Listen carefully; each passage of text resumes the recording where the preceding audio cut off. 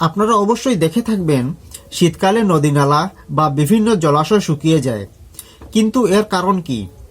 শীতকালে বৃষ্টি না হওয়াই কি এর একমাত্র কারণ?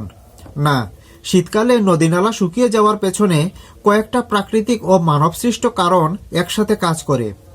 আমরা সকলেই জানি শীতকালে প্রায় বৃষ্টি হয় না বললেই চলে, ফলে নদী নালায় নতুন পানি যোগ হয় না।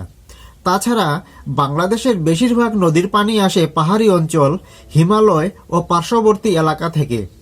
শীতকালে সেখানে বরফ গলে পানি নামা কমে যায় এবং পাহাড়ি বৃষ্টিও কম হয়, তাই উজান থেকে পানি প্রবাহ কমে যায়। শীতকালে নদীর পানি ধীরে ধীরে বয়ে যায়। এ সময় অনেক পানি মাটির নিচে শোষিত হয়ে যায়, ফলে নদীর গভীরতা ও প্রস্থ কমে যায়। শীতকালে সেচ কাজে, কৃষিকাজে, শিল্প কারখানায় নদী থেকে প্রচুর পানি তোলা হয়। এতে নদী নালায় পানির পরিমাণ আরও কমে যায়। নদীর তলায় পলি জমে গেলে পানি ধরে রাখার ক্ষমতা কমে যায়। তাছাড়াও সূর্যের তাপে জলাশয়ের পানি বাষ্প হয়ে উড়ে যাওয়ার ঘটনা তো আছেই।